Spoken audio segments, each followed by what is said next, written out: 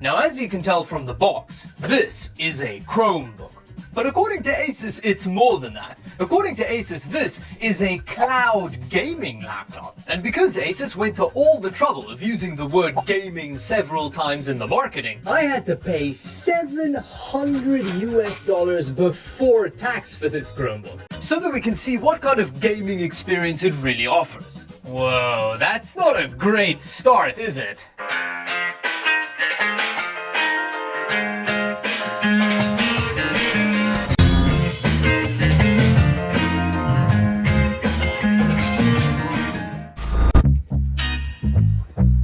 After a quick bit of research, it turns out Asus isn't the only company doing this. Gaming Chromebooks are fairly common, and it's pretty difficult for me to talk about the pricing of these things without getting wildly inappropriate. The top-of-the-line version of this Asus gaming Chromebook normally costs a butthole-puckering 1,300 Canadian rubles. You can buy one hell of an actual gaming laptop with that. Just buy a real laptop, I don't understand. But I'm always open to new things, so let's check out this cloud gaming laptop. Now, in all fairness to Asus, for a Chromebook, this is reasonably beefy. We don't even have a MediaTek cell phone chip in here or eMMC storage. Compared to a real laptop, however, it starts to get a lot less impressive, but we'll talk about that a bit later. This is pretty standard Asus laptop packaging. We've got raw cardboard, I guess is the pretentious way of referring to that, and then this nice fabric bag that's protecting the very expensive Chromebook in here. Yeah, it's pretty nice. First off, we get these little bookies, one of which is a gaming offer. I think this laptop comes with 3 months of the RTX 3080 tier of GeForce Now, which is a whole nother thing about this laptop, which we do need to get into a bit later. First, let's finish unboxing it. And here is one of the advantages of you not owning the hardware that's actually running the games. You get a nice tiny power brick. Can you get it off with one tug? Let's see. I guess not. It is very hefty for a Chromebook.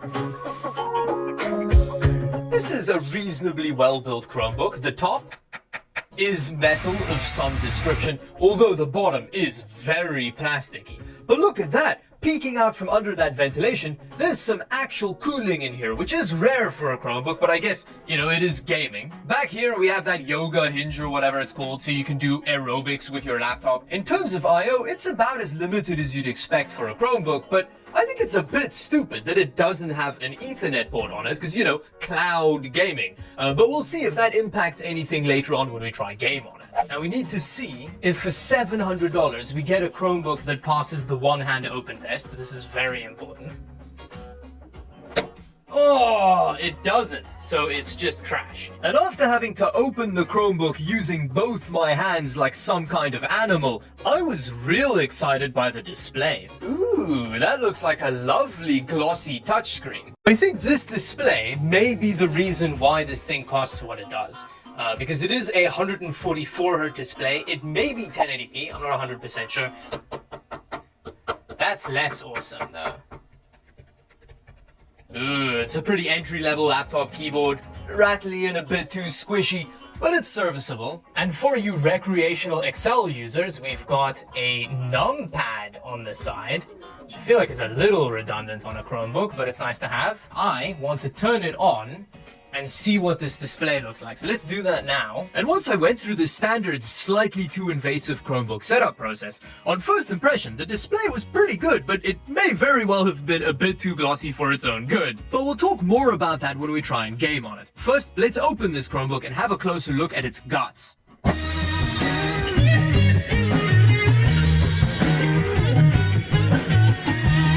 The only place you can kind of stick anything in is this lip around the front of the laptop.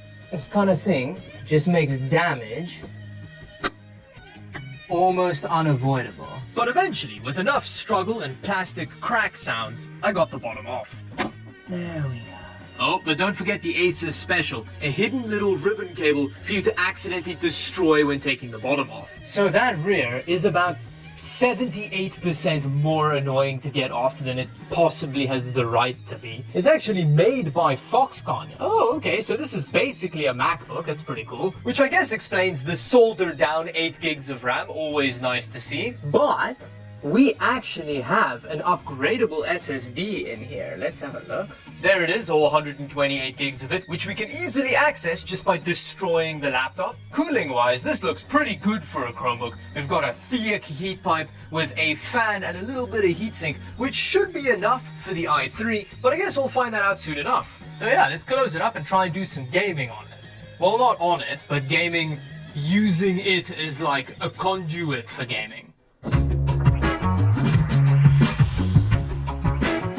I started off by trying a game that I could run physically on the Chromebook. Considering that it uses Chrome OS, something like Asphalt 17 Losers is pretty representative of the kind of games you can play physically on it. I'm assuming this is gonna run very well, because it is a phone game, and we have actual laptop hardware in here. But it really didn't. How is it so stuttery? What in the world? I don't think I mind this game running badly. It's really stupid. It feels like watching a cinematic that every now and then prompts you to press a button so you feel like you're contributing. At this point, I'm sure a bunch of you are thinking, but David, this thing would likely be great for emulating old games. Yeah, but you know what else is great for emulating old games? A real laptop. Besides, these days, the hardware that powers my catheter tube can emulate the crap out of old games. You don't need to spend $700 on a Chromebook for that. But anyway, let's try and use it for its intended use case, cloud gaming.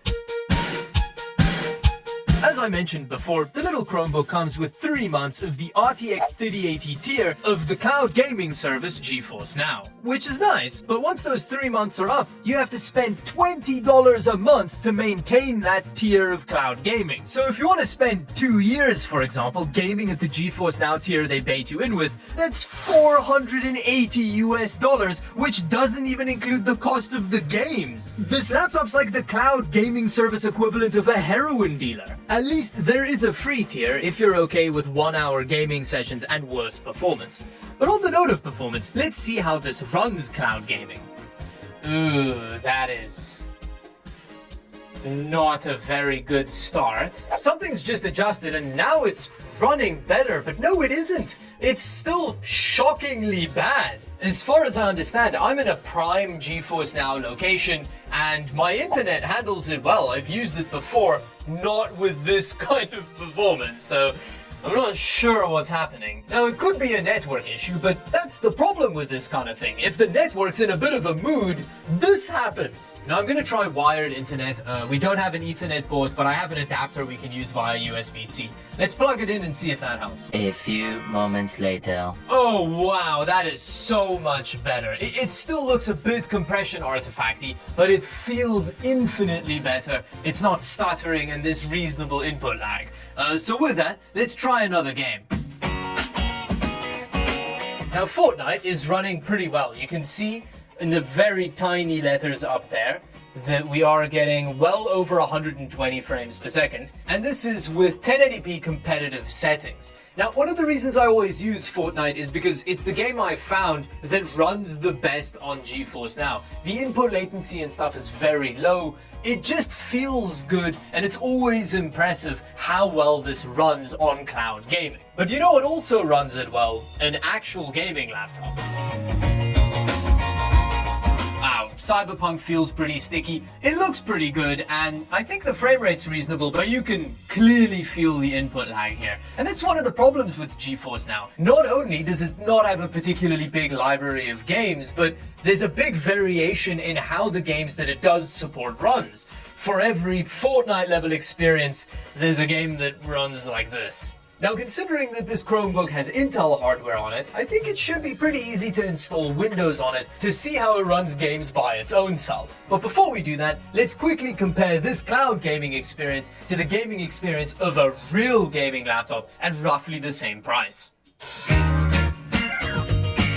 The Real Boy gaming laptop was from a recent video, and it's also by Asus. As you can see by the specs, it is a reasonable bit beefier than the Chromebook, and I only paid the equivalent of about $500 for it. It was on sale, but it is quite a bit cheaper than the Chromebook and has an actual graphics card in it. So let's see how the gaming experience compares. Now with Fortnite running at the same settings, we are not getting as high a frame rate, but it actually feels better because this system is running it here, so there isn't that input latency feel of cloud gaming. Fortnite may work well with GeForce Now, but even with this kind of laptop, you can still feel the difference. And the thing is, this is with the laptop running in a single channel RAM configuration, which really kicks its performance in the balls. If you upgrade the RAM to a proper configuration, it makes a huge difference. Check out the dedicated video on this laptop for more information. Now, I will say that the Chromebook was much quieter while gaming because, it doesn't have hardware running the game in it,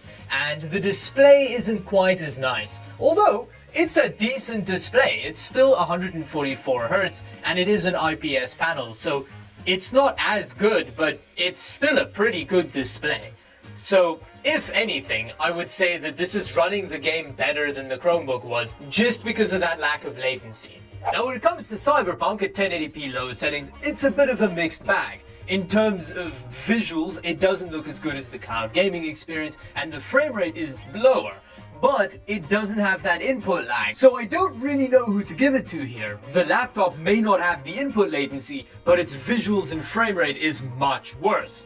But at least you don't have to pay $20 a month for it to run like this. Anyway, with that pretty unscientific comparison out the way, the last thing I want to do is install Windows on the little Chromebook so it can run games with its own steam, horsepower, power. Okay. Oh, the ribbon cable!